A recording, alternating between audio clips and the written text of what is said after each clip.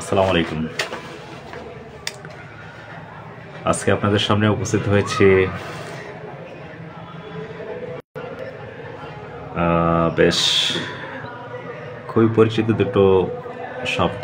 একটা শব্দ হচ্ছে আমন্ত্রণ আর একটা শব্দ হচ্ছে নিমন্ত্রণ। এই দুটোর মধ্যে আমাদের সবারই কনফিউশন রয়েছে। তো এই কনফিউশন দূর করার জন্য আমি আপনাদের সামনে কিছু আলোচনা নিয়ে আসছি। তো আপনাদের এই সংক্ষিপ্ত আলোচনায় আমি স্বাগত জানাচ্ছি। আমি মোহাম্মদ শাকিল হোসেন, সহকারী শিক্ষক, শ্রীপলতলা পাইলট প্রাথমিক বিদ্যালয়। তো আমাদের বাংলায় খুবই পরিচিত শব্দ একটা হচ্ছে আমন্ত্রণ আর একটা হচ্ছে নিমন্ত্রণ। তো আমন্ত্রণ আর নিমন্ত্রণের মধ্যে খুব বেশি পার্থক্য নেই। পার্থক্য হচ্ছে শুধু খাবার দাবারের।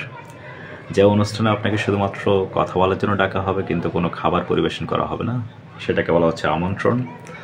আর যেখানে আপনাকে বক্তৃতা বা ভাষণ দেওয়ার জন্য ডাকা হবে এবং সাথে আপনাকে কিছু খাবার দাবার খাওয়ানো হবে, সে বিষয়টাকে বলা হচ্ছে নিমন্ত্রণ। তার মানে খালি পেটে যে বক্তব্য দেওয়া সেটা হচ্ছে আমন্ত্রণ, আর বক্তব্য দিয়ে যদি আপনি বিরিয়ানি খাইতে পারেন সেটারে বলা হচ্ছে নিমন্ত্রণ। আরও একটু বিরক্ত করবো আপনাদের। আমাদের বাংলা ভাষায় কি দুই ধরনের, একটা হচ্ছে ক রস্বইকার কি, আর একটা হলো গিয়ে ক দীর্ঘইকার কি। আমরা যারা ছাত্র রয়েছি, আমরা যারা শিক্ষক সম্প্রদায় রয়েছি, আমাদের প্রত্যেকের এখনও কনফিউশন রয়েছে যে আসলে কোন জায়গায় কোন কি ব্যবহৃত হবে। তো আপনাদের সহজভাবে উদাহরণ যদি দেই, যেমন আমি জিজ্ঞেস করি যে গোপাল তুমি কি ভাত খেয়েছো, তো গোপাল কি বলবে?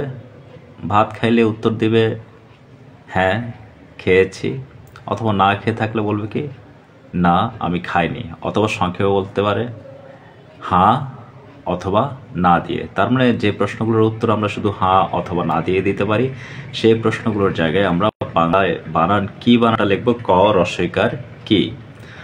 আর যখনই আমি জিজ্ঞেস করবো এমন কিছু প্রশ্ন যেটার উত্তর শুধু হ্যাঁ বা না দিলেই শেষ হবে না, সে সমস্ত জায়গায় প্রশ্ন করতে গেলে ক দীর্ঘইকার কি ব্যবহৃত হবে। যেমন আমি যদি জিজ্ঞেস করি তুমি কি খেয়েছো, তার মানে গোপাল বলবে সে ভাত খেয়েছে নাকি বিরিয়ানি খেয়েছে। এখানে শুধু হ্যাঁ বা না বললে হবে না, সে কোনো একটা আলাদা উত্তর দিবে। মানে শুধু হ্যাঁ বা না দিয়ে এই উত্তর সম্পূর্ণ করা যাবে না। তো আশা করি আপনারা সহ আমাদের গোপাল এটা সম্পর্কে কিছুটা ধারণা লাভ করেছে। আসসালামু আলাইকুম।